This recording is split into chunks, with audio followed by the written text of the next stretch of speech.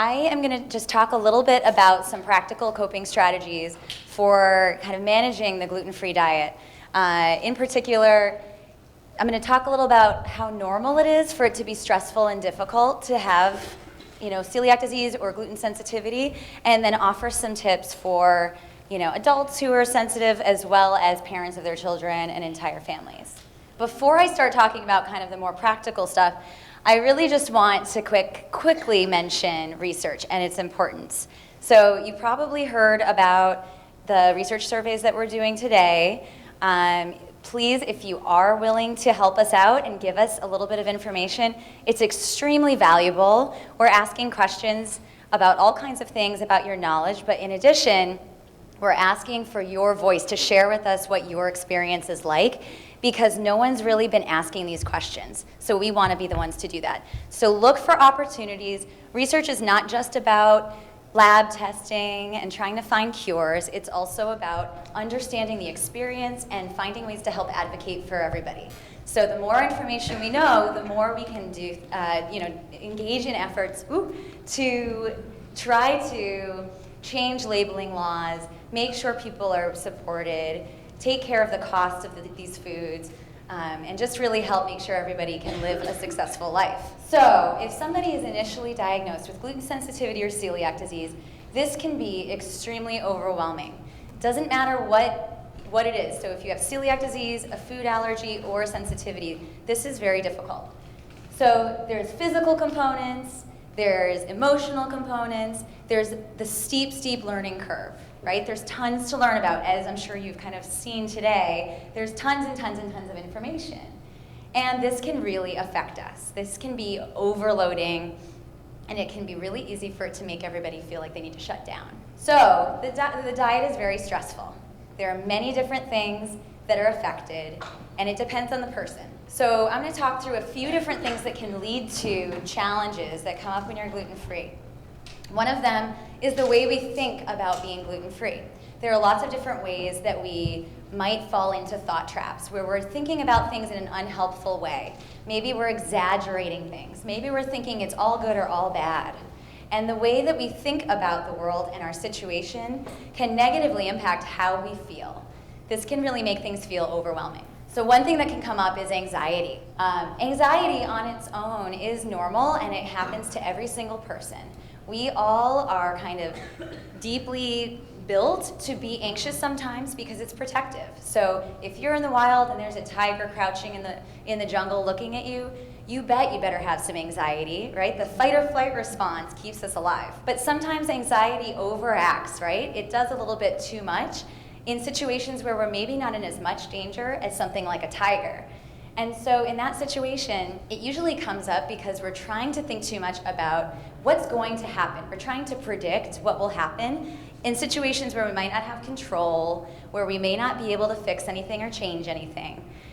So even though this is helpful for us, it can lead to a lot of problems. It can affect our body. So there are tons and tons of systems that are affected by stress and anxiety. So in addition to dealing with a medical condition that restricts your diet, you're also potentially going to be affected by stress and anxiety.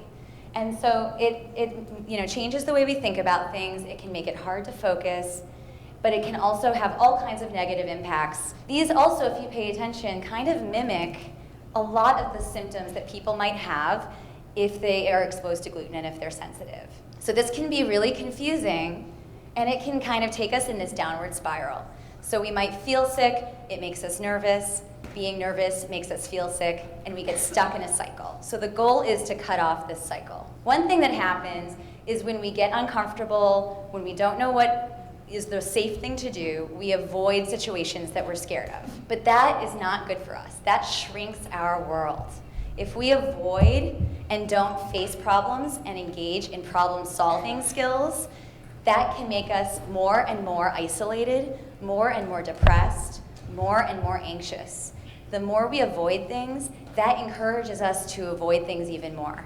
And that's harmful to our well-being. So some strategies I'm going to talk about today involve changing our thinking, trying to accept our physical sensations that we have, balancing our lives, relaxing, trying to bounce back and having some practical skills to use. That said, these things are not easy to build. It takes practice. So the things I suggest are really great tips to try. Some people find it doesn't take much time for it to help them. But many other people need to practice these skills over and over again. They might need help. They might need to find, a meditation coach. They might need to find a therapist or friends who are supportive, who are also trying to help with this. It's making sure that you're reaching out to get those resources in order to learn everything that I talk about. So don't assume you're going to be an expert at coping after today. So the first thing is changing our thinking. The most important thing with negative thoughts, with all those thought traps that I mentioned, is just noticing when we're having those thoughts. Just having the awareness of those thoughts can really help us recognize, okay, this is me getting into this cycle of negativity.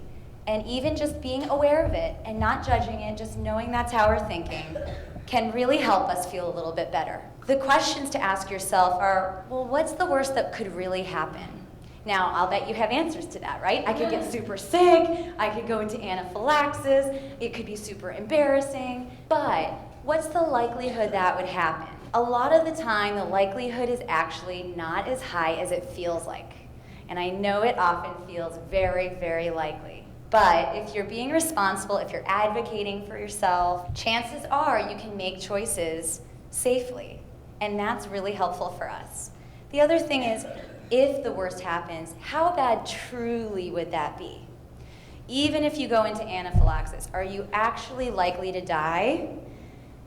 Probably not if you have plans in place. If you have an EpiPen, if you know how to get to your nearest, hospital, there are things that you can do no matter what where it's really maybe not the end of the world. Is that worth shrinking your entire life over? Is it worth not living your life because you're scared something could maybe sort of happen? The challenge is we don't want to accidentally kind of be risky and not take care of ourselves. So we need to make sure that we balance this. The bottom line is some things are beyond our control. We do the best we can to control what we can, but then we have to live our lives, right? The other thing is all those physical symptoms I talked about. A lot of the time, no matter whether it's a physical illness or whether it's the way that we're feeling that's affecting the way our body feels, the biggest thing is to just notice that it's happening and try not to judge it. Don't immediately assume you're about to get super sick. Don't immediately assume that you're about to die. Just notice, oh, that's weird, my heart's racing. Okay, that's happening. Now, like I said, that's easier said than done, but this is the goal, is to notice it and try not to judge it. Try not to avoid it, so don't run to go take that medicine. Don't run to try and fix it. Of course, sometimes we all feel the need to do that, but when you can, try and practice just noticing it and recognizing that it's there. So the biggest lesson with our physical symptoms is to just think about the way that we perceive it. Think about what it means to us. Most of the time it's temporary, right? Those symptoms come, they stick around for a while, and then they're gone. So it will be okay. The most important thing here is to just try to distract yourself. Go do something else. Move on with your life. Yes, I feel sick. Okay, let's keep going, right? Of course, not always is that a possibility, but until it's really that severe, let's try and go do what we want to do and live our life. So speaking of living our life, there's a big lesson here. It's called the Goldilocks rule. It's finding that just right amount of anxiety, of vigilance, to keep yourself safe, but to be able to do the things that you want to do. It's really hard to figure out that balance, and it's a personal point for every single person. So it takes a little bit of trial and error. There are bound to be slip-ups, and that's okay. It's finding that right balance. If we have too much vigilance, it makes us avoid, it makes us angry and anxious, and that changes our life for the worse. It shrinks it. If we have too little anxiety, too little vigilance, then we are not taking care of ourselves, and we're more likely to get sick and have a lot of negative consequences. So it's finding that balance and learning from those setbacks. Relaxation is very valuable for helping to not only calm anxiety and distress, but also to manage the physical symptoms that can occur. So there are all kinds of strategies, deep breathing, Mindfulness is a really great one. It does take a lot of practice, but you can look up different ideas and strategies for that. It's really using all of your senses to try to keep your attention in the moment. So don't worry about the future. Don't think about what happened in the past. What is going on in the present moment? So just noticing what's going on around you and being mindful of what you are doing in the here and the now. But also just doing things, exercising, being engaged in activities you like, all of that can cause relaxation as well. So you don't have to sit and meditate to be relaxing yourself, okay? So we want to be practicing whatever it is that works for us. This is a very personal process. Resilience is a huge lesson for coping with food restrictions. Resilience is finding a way to bounce back even stronger in the face of challenges. Something that's particularly important is looking for ways to be grateful. So thinking about the 3 good things that happened to you today. Sometimes the only answer you can give is, I woke up today, maybe I had a place to sleep today, I had food to eat today.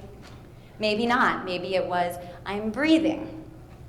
You know, whatever it is, we want to find 3 good things, no matter how bad the day feels. And that can really change our outlook. Also, being helpful to others can really take ourselves out of our own mind and help us feel more expert and like we are more wiser and like we've come from a further place than if we just stayed in our own shell. So trying to reach out and share your knowledge, helping other people, volunteering, doing whatever you want, that really helps us be resilient. So practical skills are also really important. You've probably learned about a ton of them today, so I'm not going to really go into them too much. But all of these different practical skills build up and can be very, very helpful for us to cope successfully.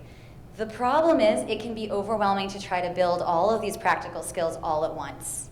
So instead, try to make small, achievable changes one at a time. Pick one thing to change. See how you do. Keep working on it, and when you feel ready, try one more thing. So don't try to be an expert at everything all at once. It's going to be too much. Pick 1 or 2 things, see how that goes, and move on. But having those skills can go a really long way. So I want to talk briefly about some gluten-free technology. It can be very useful, but it also sometimes can increase some of our anxiety or some of our fears or misinformation. So there are many different apps out there. I put a few that I personally like. It's not an endorsement, just a few that I've used. Find Me Gluten-Free is a pretty good one where you can search for restaurants and people post their own reviews. One thing I'll say though is that those reviews are by individuals who are using their own judgment, so don't assume it's always perfect, but it's useful to get an idea of what other people's experiences have been. Is That Gluten-Free is a great one that tells you about actual manufacturer practices for different brands, so you can look up brands and find out about shared lines in factories or how they label their food. So that one's very useful.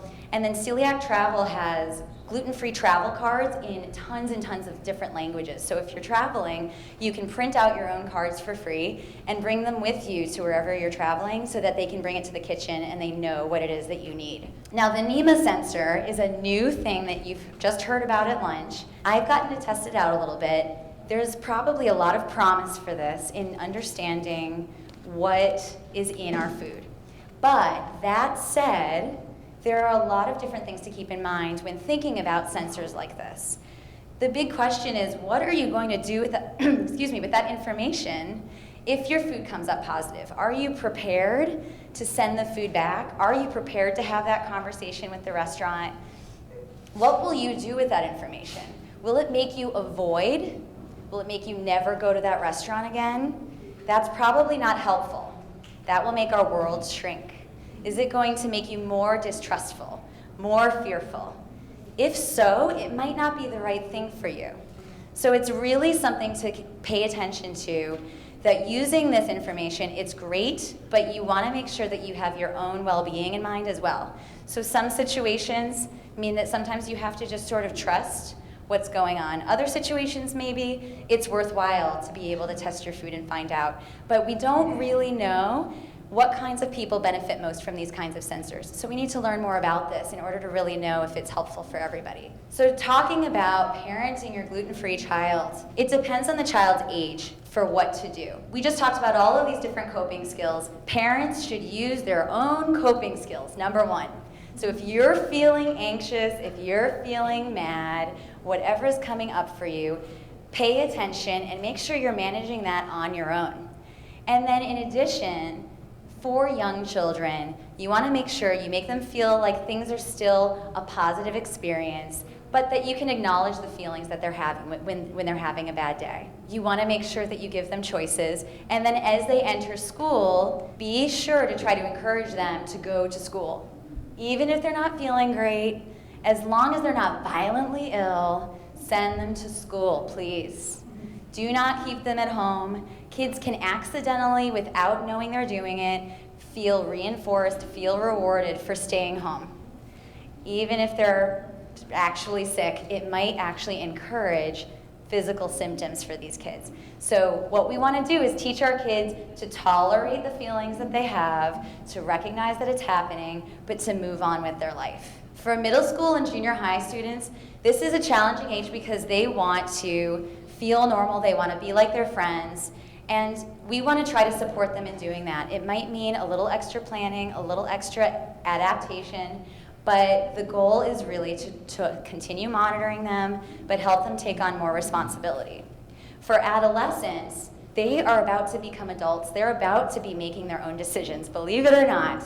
So it's really important to give them opportunities to build those responsibilities and help them make those decisions for themselves. They need to build their own motivation. And then in particular, don't forget about all of the other normal teenage stuff they're going to be going through. Don't let that slide by. There's lots of other things that you need to be paying attention to. They're still trying to be normal teenagers. So be sure to be careful of that. So there's tons of different resources. You might have already heard about this, but on the Children's National site, there's all kinds of more information that you can find. Again, don't let it overwhelm you. Take it one at a time. But there's tons of different resources available. The bottom line is it's normal to struggle from time to time, especially at first. You're not alone. Lots and lots of people deal with this. That's why we're doing the surveys today, because I want to show lots and lots of people have challenges that come up. And for most people, it will get better. It just takes some time. Trust in that process. And if you need to, ask for help. Reach out to therapists, reach out to religious leaders, reach out to anyone in your community who you trust, just so that you feel like you're supported, and engage in activities where you get to know more people. So I just want to thank you, and let me know if you have any questions. I guess we'll be doing some discussion. Thanks very much.